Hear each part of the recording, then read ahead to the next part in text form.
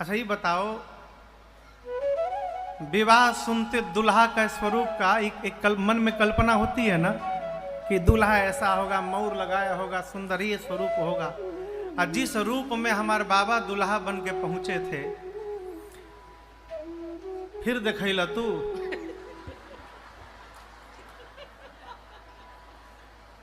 अब आप सोचिए, इस रूप में भूत प्रेत के साथ यदि दूल्हा आ जाए तो मुंह तो खुला ही खुला रह जाएगा हो,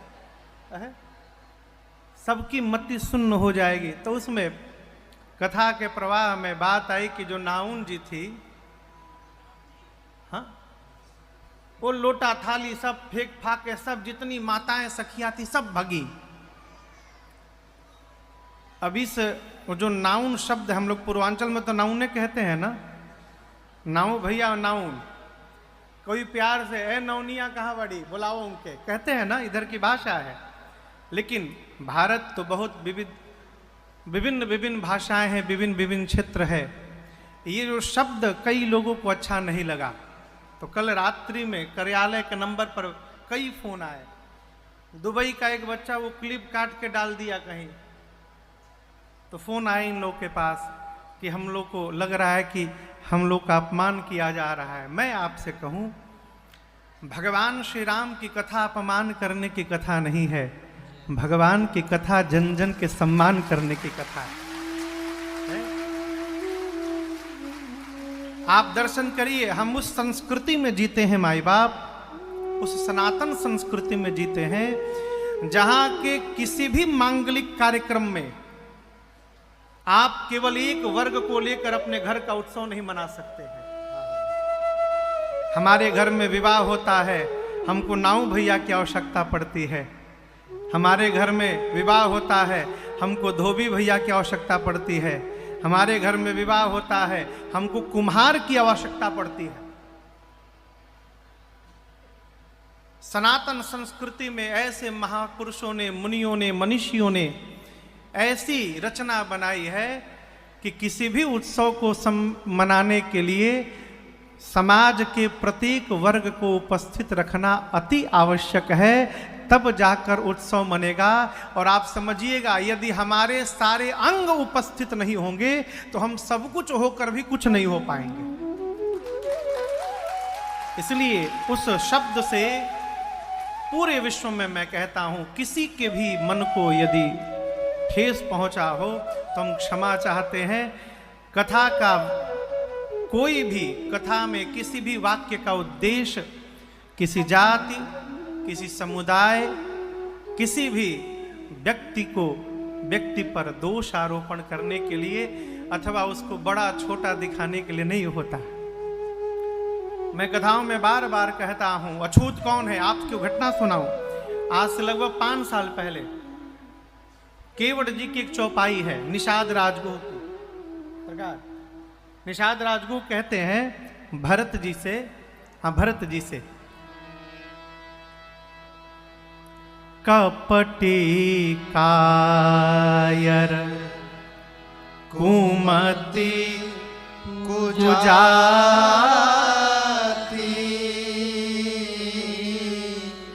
लोक वेद बाहर सब भांति।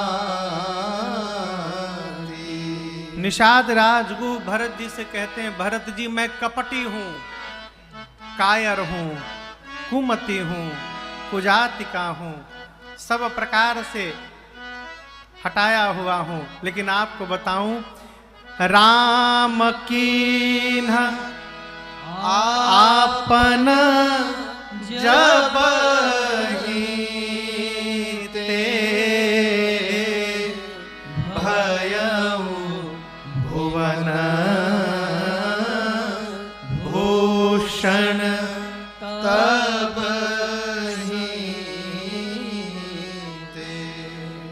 वो कहते हैं निषाद जी, जिस दिन से भगवान ने मुझे अपना बना लिया, मेरे जीवन का दूषण ही मेरे विश्व के लिए आभूषण बन के प्रकट हो गया।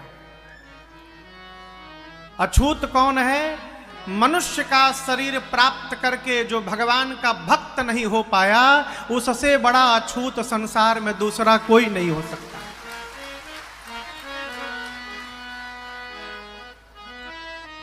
अभी 22 जनवरी को हमारे रामलला सरकार मंदिर में विराजमान होने वाले हैं। अगले माह समाज में जो जो इस व्यवहार के विरोध में खड़ा है, अब उसका प्रमाण पत्र बनाना नहीं, आप स्वयं प्रमाण पत्र बनाइएगा कि भगवान के प्राण प्रतिष्ठा में जो विरोध कर रहा है वो कौन है वो। इसलिए मेरी आपसे प्रार्थना है, आनंद को आनंद में मनाइए। पुनः उस वक्तव्य से किसी को यदि ठेस पहुंचा तो हम क्षमा चाहते हैं। कल की कथा में हमने और आपने गाया, श्रवण किया, क्या प्रभु 14 वर्ष के वनवास को स्वीकार करके मैया और भैया को लेकर वन की ओर अग्रसर भय। श्रृंगवेरपुर में केवट भैया ने भगवान को गंगा के उस पार पहुंचाया है। जाते समय भगवान ने केवट जी को अपनी विमल भक्ति प्रदान करके विदा किया है। यहां ये विषय समझने योग्य है, किसके पास जाकर क्या पूछना है और किससे जाकर क्या मांगना है। केवट भैया की जो घर की स्थिति है, हमारी आपकी स्थिति उससे बहुत अच्छी है? वहां तो शाम के भोजन की भी व्यवस्था नहीं थी, शाम को क्या भोजन जाएगा। लेकिन यहां मैं आपसे निवेदन करूं, केवट जी के चरित्र से एक वस्तु सीखने योग्य है। हम आपको केवट जी का 3 रूप दिखा रहे हैं। कितने रूप? 3 रूप। एक रूप वो देखिए जब केवट जी भगवान से मिले हैं। एक रूप वो देखिए जब भगवान से मिलने के बाद 1 घंटे 1.5 घंटे बाद बात हो रही है, उसके बाद कौन केवट जी हो गए। और एक वो रूप देखिए जब केवट जी भगवान को पार करके भगवान के पांव में बैठे हैं, वो कौन सा रूप है। 3 अलग रूप। जिस समय भगवान के सामने केवट जी पहुंचे हैं, अथवा कहें तो भगवान केवट जी के सामने पहुंचे हैं, केवट भैया के मन में भाव है कि हमको भगवान से कुछ लेना है। इसलिए कहते हैं, प्रभु एहि प्रतिपालऊ सब परिवार, नहीं जानऊं कछु और कबारू। जिस समय भगवान मिले हैं केवट जी से, केवट जी के मन में है भगवान की सेवा करूंगा तो कुछ मिलेगा। कहते प्रभु इसी नाव के भरोसे परिवार को पालता हूँ, घर में भोजन नहीं है, सकल सुत वारे वारे, नाव चली जाएगी, लड़का भूखों मर जाएंगे हमारे। आपको पार उतारूंगा, आप जो हमको देंगे उसी से घर में भोजन जाएगा। थोड़ी देर भगवान के साथ दरस परस भया, भगवान का रूप दिखाई पड़ा और केवट जी की मति थोड़ी और बदली। अब क्या कहते हैं, पद कमल धोई चढ़ाए नाव, ननाथ उतराई चहो। थोड़ी देर पहले जो मन में भाव था कि भगवान को पार उतार करके कुछ मांगूंगा, ले जाऊंगा, वही केवट जी कहते हैं पांव धोकर नाव पर बिठा कर उस पार ले जाऊंगा और आपसे कुछ मांगूंगा नहीं प्रभु, ऐसे ही उतार के चला आऊंगा। अब यहां एक बात समझिएगा, हम नहीं मांगेंगे, हम बोलेंगे नहीं कि हमको दीजिए, हाँ आप दीजिएगा तो ले लेंगे। हम नहीं बोलेंगे कि हमको चाहिए। थोड़ा और समय व्यतीत हुआ, भगवान के श्री चरणों को पखारे, चरणामृत पान किए, चरणामृत भीतर गया, यहाँ से लेकर यहाँ तक सब निर्मल बना दिया हो। अब पार उतारने के बाद केवट जी मांगे नहीं, पांव पकड़ के प्रणाम किए। भगवान अपनी ओर से दे रहे हैं और केवट जी क्या बोले, अब कछु नाथ न चाहिए मोरे, दीन दयाल अनुग्रह तोरे। रुपया जीवन का असली धन नहीं है, क्षमा करिएगा, जीवन का असली धन है संतोष। जब आवे संतोष धन, सब धन धूरी समान। याद हमारे आदरणीय सिवान के जज साहब, हमारे बड़े प्रिय हैं श्रीमान आलोक कुमार चतुर्वेदी जी। मैं कल ही सोच रहा था कब आएंगे, तब तक सूचना मिली, आशीष बोले बाबू कि महाराज जी आज जज साहब आएंगे। संतोष, और ये संतोष कोई आपको दिला नहीं सकता, आपको स्वयं संतोष करना पड़ेगा। और इसको सरल ना समझिएगा कि हम चाह लेंगे तो संतोष हो जाएगा। कैसे होगा महाराज संतोष? तो जब ये पता चल जाएगा अथवा ये पता चलने लगेगा कि हमको हमारी क्षमता और हमारी औकात से अधिक भगवान ने दे दिया है, तो हमको जीवन में संतोष होने लगेगा। ये जानना बहुत आवश्यक है कि हमको भगवान ने क्या दिया है। हम यही जानने में लगे रहते हैं कि हमको भगवान ने क्या क्या नहीं दिया है। लेकिन माई बाप, हम आपसे प्रार्थना करते हैं, घर में डायरी में इस बात की सूची न बनाई जाए कि भगवान ने हमको क्या क्या नहीं दिया है। यदि जीवन को आनंद में जीना चाहते हैं तो इस बात की सूची बनाइए कि भगवान ने हमको क्या क्या प्रदान कर दिया है। जब दिखाई पड़ेगा हो, आनंद हो जाए, क्या दिया है। 2 साल कोरोना बीता, दोपहर में जिसको प्रणाम करके आते थे, शाम को फोन आता था वो चले गए। उस 2 साल के विकट समय को बिताकर पार करके आज यहाँ बारीपुर कुटी धाम में हम और आप बैठे हैं। इससे बड़ी और कृपा क्या होगी वो भगवान की। संतुष्ट होइए। जिस केवट जी के घर में दाने दाने की आफत है, भगवान प्रकट हो के सामने से दे रहे हैं। हम और आप तो जिस मंदिर में जाते हैं, भगवान बोलते नहीं हैं, लेकिन केवट जी के सामने जो खड़े हैं भगवान, वो बरबस देना चाहते हैं, बोल रहे हैं। केवट जी क्या बोले, अब कछु नाथ न चाहिए मोरे, दीना दयाल अनुग्रह तोरे। केवट जी बोले, प्रभु कुछ नहीं चाहिए। क्यों?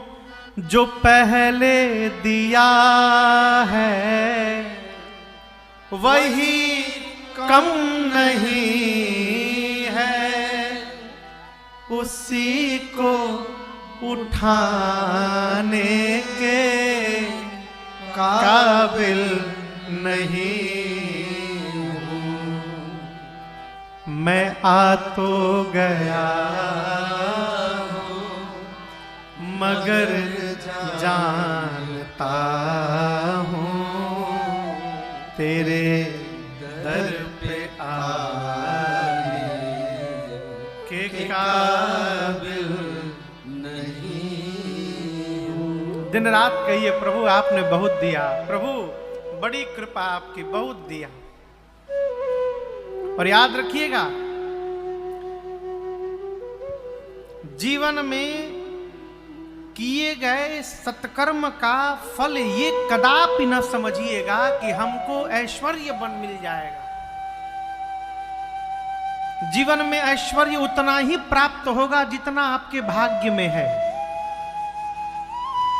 पूज्य स्वामी साकेतवासी श्री राजेश्वरानंद सरस्वती जी महाराज कहते थे, भाग्य में यदि है तो जो भाग गया है वो भी भाग करके आ जाएगा, और यदि भाग्य में नहीं है तो जो आया है वो भी भाग के चला जाएगा, टिकने वाला नहीं है। आपके भाग्य में है, न कौड़ी कोई आपका छीन सकता है, न कौड़ी अधिक कोई आपको दे सकता है। तो जो निश्चित है उसके लिए क्यों रोना हो, वो तो मिलेगा ही मिलेगा। कर्म करते रहिए बस। जीवन में किए गए सत्कर्म का फल ये नहीं है कि लॉटरी लग जाए। वाल्मीकि ऋषि जानते हैं कि राम जी भगवान हैं, भगवान जानते हैं कि मुनि हैं। वाल्मीकि ऋषि भगवान का स्वागत करने के लिए बाहर दौड़े हैं, लेकिन राम जी यहां अपने को भगवान नहीं मान रहे हैं। और व्यवहार दर्शन करिए। ए जी मुनि काहू राम दंडवत के, मुनि काहू राम दंडवत के, आशीर्वाद विप्रवर देना, आशीर्वाद विप्रवर देना,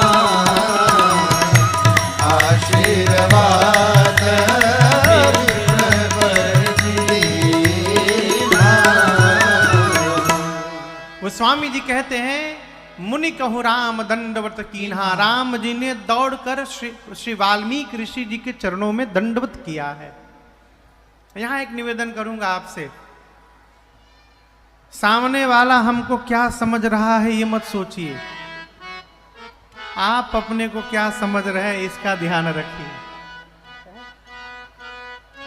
वाल्मीकि ऋषि तो राम जी को भगवान मान रहे हैं, लेकिन यहां राम जी अपने को भगवान नहीं मान रहे हैं, अपने को चक्रवर्ती सम्राट दशरथ का कुमार मान रहे हैं। और कुमार के जीवन का धर्म है, सामने महात्मा दिखाई पड़े तो उनके चरणों में प्रणिपात हो जाए। दंडवत किया प्रभु ने। भगवान के इस चरित्र को देखकर वाल्मीकि जी गदगद हो गए, और परिणाम आशीर्वाद विप्रवर दीन्हा। ब्राह्मण देवताओं ने रघुनाथ जी को आशीर्वाद दिया। यहां दर्शन करिए, भगवान को भी आशीर्वाद की आवश्यकता पड़ रही है। हम आप क्या हैं? प्रयास करिए घर में, जब तक श्रेष्ठ माता पिता घर में श्रेष्ठ जन है, जितना अकाउंट भरना है आशीर्वाद का भरते रहिए। 5 बार घर से बाहर जाइए तो 5 बार प्रणाम करके जाइए। 5 बार घर में आइए तो आकर 5 बार माता पिता श्रेष्ठ को प्रणाम करिए। जितना हो सके आशीर्वाद से पूंजी को भरते रहिए। क्यों? जीवन में जब विपत्ति आती है और ये संपत्ति जब काम आनी बंद हो जाती है, उस समय आशीर्वाद वाली संपत्ति हमारे काम आती है और हमको संकट से बाहर निकालती है। और एक बात कहूं, आशीर्वाद दिया नहीं जाता, आशीर्वाद लिया जाता है। कई लोग कहते हैं महाराज आप हमको आशीर्वाद नहीं दिए, हमार पिटिया ठोक दीजिए एक बार। देखिए, बुरा ना मानिएगा, ये बोल के पीठ ठोकवाने से कुछ नहीं होगा। कल से वो मुंगड़ी लेके यदि बैठ जाए यहां हम पीठ ठोकने के लिए, फिर देखा था कितना लोग पीठ ठोकवावत है। कलकत्ता में एक देवी स्थान है काली मैया का, काली घाट, अद्भुत स्थान है, मां का शक्ति पीठ है। वहां जो ब्राह्मण देवता लोग हैं ना, अद्भुत आनंद आता है। आप यदि दर्शन करने गए मैया का, और हाथ में यदि ठीक ठाक रखे रहे दक्षिणा, तब तो खूब प्रेम से आशीर्वाद देंगे। हाँ। और यदि भगवान ने जिस योग्य बनाया है आपको और उससे कम अपनी क्षमता आंक कर अब पर्स निकाल के सबसे छोटका नोट निकाल के यदि मुट्ठी में आप रख के गए वहां पर, और देख के समझ जाते हैं ब्राह्मण देवता की कौन कितनी योग्यता क्षमता का है, और जहां कम वाला हाथ में दिखाई पड़ा, उसके बाद इतना बढ़िया पीठ पे आशीर्वाद देंगे आपको कि 3-4 दिन तो पीठ सोझे ना हुई आपके।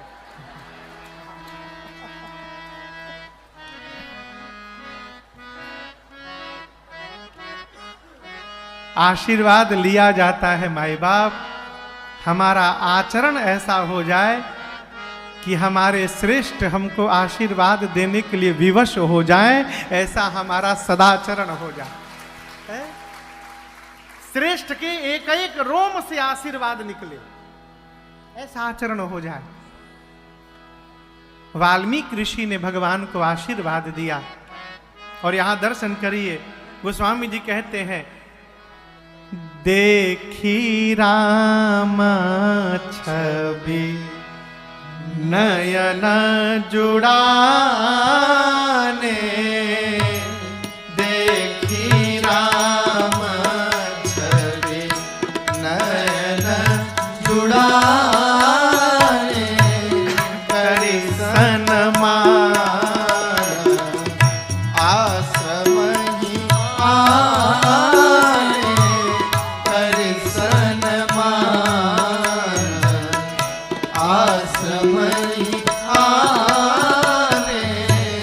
मुनिवर अतिथि प्राण प्रिय पाए, मुनिवर अतिथि प्राण प्रिय पाए, तुरंत कंद मूल फल मधुर मंगाए,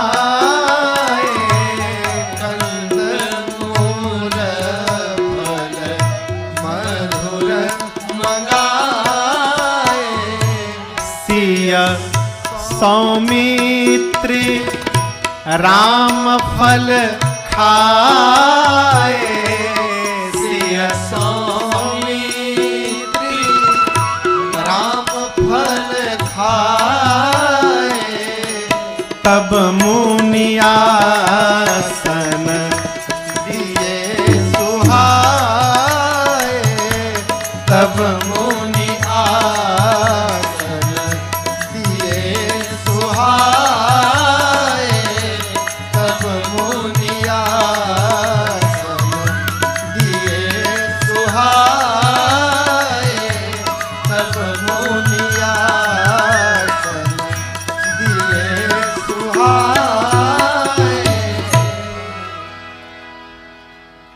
पूज्यपाद गोस्वामी तुलसीदास जी कहते हैं कि वाल्मीकि ऋषि ने भगवान को देखा तो देखते रह गए।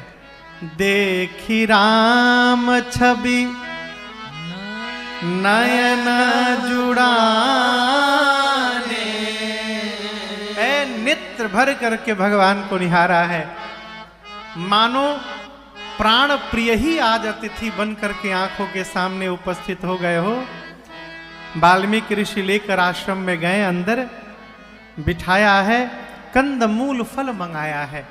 अब आप खाने का क्रम देखिए। मानस जी को व्यवहार शास्त्र कहा जाता है। घर में परिवार में कैसे जीना है ये सीखना है तो मानस जी को पढ़ के समझिए। फल आया तो कौन कैसे खाया? पहले कौन खाया? सीय सौमित्री यानी लक्ष्मण जी, तब अंत में राम फल खाए। पहले सीता मैया पाई, उसके बाद लक्ष्मण भैया पाए, अंत में रघुनाथ जी पाए। है माँ जब पूरे घर को भोजन करा देती है उसके बाद अंत में माँ भोजन करने जाती है। भगवान पूरी सृष्टि के माता पिता हैं, इसलिए पहले सीता जी खा ली, फिर लक्ष्मण जी पाए, अंत में भगवान पाए। पोष्य वर्ग का प्रथम ध्यान रखना चाहिए, जो हमसे हम पर जो आश्रित है, जो हमारे पोष्य वर्ग है। इसके बाद थोड़ी देर भगवान ने विश्राम किया है। थोड़ा विश्राम करने के बाद राम जी जगे और आप दर्शन करिए। अब वाल्मीकि ऋषि और राम जी के बीच में एकांतिक वार्ता प्रारंभ हुई। वाल्मीकि ऋषि ने कहा, राम आप अयोध्या से वन में आ गए हैं, क्या कारण है? राम जी हाथ जोड़कर बोले, प्रभु आप तो अंतर्यामी हैं, त्रिकालदर्शी हैं, आप जानना चाहते हैं, आपको तो सब पता है कि मैं वन में क्यों आया हूं, क्या क्या मेरे घर में हुआ है। वाल्मीकि ऋषि ने कहा, राम मैं जानना तो चाहता हूं, जानता हूं, लेकिन मैं आज आपके मुख से सुनना चाहता हूं कि आप वन में क्यों आए हैं। अब आप सोचेंगे, महाराज ये कौन सी बात हुई? यदि जान रहे हैं तो फिर मुख से क्यों सुनने की आवश्यकता है? प्रश्न है ना। अब इसका कारण समझिएगा। कोई भी व्यक्ति यदि 10 मिनट लगातार बोलने लगे, 10 मिनट लगातार बोल दे, तो उसके भीतर जो चलता रहता है अपने आप बाहर निकल जाएगा। आदमी किसी के घर में जाता है तो भीतर तो जलता रहता है, ऊपर से मतलब बहुत सुंदर बनाया आपने, क्या बात है, अद्भुत अद्भुत, भीतर जल रहा है। लेकिन लगातार यदि 10 मिनट बोलने का मौका मिल जाए तो ये पता चल जाता है कि इसको ये देखकर भीतर जलन हो रही है। वाल्मीकि ऋषि जानना चाहते हैं कि इस पूरे घटनाक्रम में राम जी के चिंतन में क्या चल रहा है, भगवान इस दृश्य को किस रूप में देख रहे हैं, ये जानना चाहते हैं। इसलिए साहब बोलते समय सावधान रहिए, क्योंकि बोली अनमोल है। हम केवल बोलते नहीं हैं, हम जब बोलते हैं तो समाज में अपना परिचय देते हैं। हम जब बोलते हैं तो समाज में अपने संस्कार का परिचय देते हैं। हम जब बोलते हैं तो घर में अपने घर का, समाज में अपने घर के संस्कार का परिचय देते हैं। और केवल इतना ही नहीं, जब हम कहीं बोलते हैं तो समाज में हम अपने पितरों का भी परिचय देते हैं। हम कहां से आए हैं ये हमारी बोली बताती है। हमारे पूज्य महाराज श्री कहते, बेटा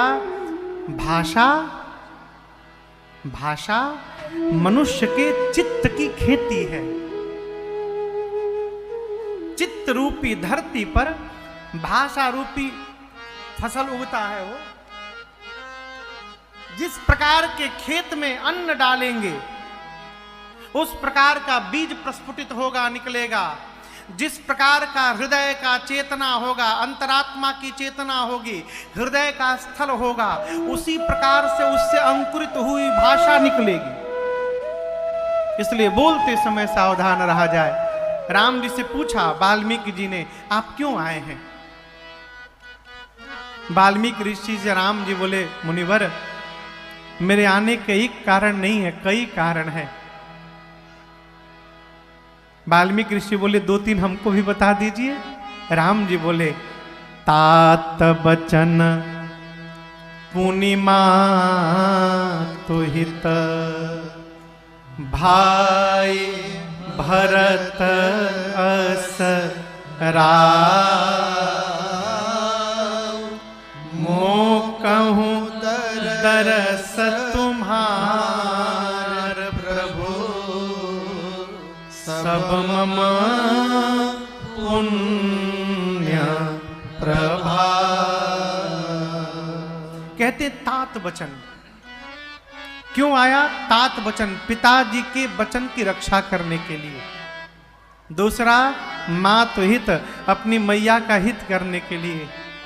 तीसरा भाई भरत असराव, मेरा छोटा भाई भरत जैसा राजा अयोध्या की प्रजा को प्राप्त हो जाए। अपने छोटे भाई को बड़ा राजा बनाने के लिए मैं वन में आया। पिताजी के वचन का पालन हुआ, पिताजी का लाभ हो गया, हमारी मां का हित हो गया, हमारा छोटा भाई भी राजा बन गया, मेरे भाई का हित हो गया। अयोध्या की प्रजा को भरत जैसा साधु राजा प्राप्त हो गया, पूरी अयोध्या की प्रजा का हित हो गया। वाल्मीकि ऋषि बोले राम सबका हित तो हो गया, लेकिन आपका क्या हुआ? वन में वन वन भटक रहे हैं आप। राम जी बोले हाथ जोड़कर मुनिवर, जितना बड़ा हित राम का हुआ है उतना हित तो किसी का भी नहीं हुआ है। यदि मैं वन में न आता तो आज आप जैसे महापुरुष के चरणों का दर्शन कैसे प्राप्त करता जीवन में। मो कहूं दरस तुम्हार प्रभु, सब मम पुण्य प्रभा। ये कथा कहती है माई बाप जीवन में। सरकार एक दिन मेरे पूज्य महाराज श्री ने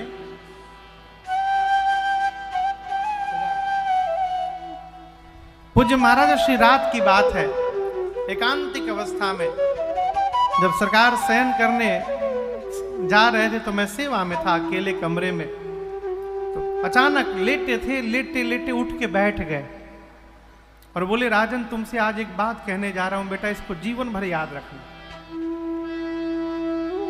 उन्होंने कहा सरकार कहिए। बोले बेटा जब तुम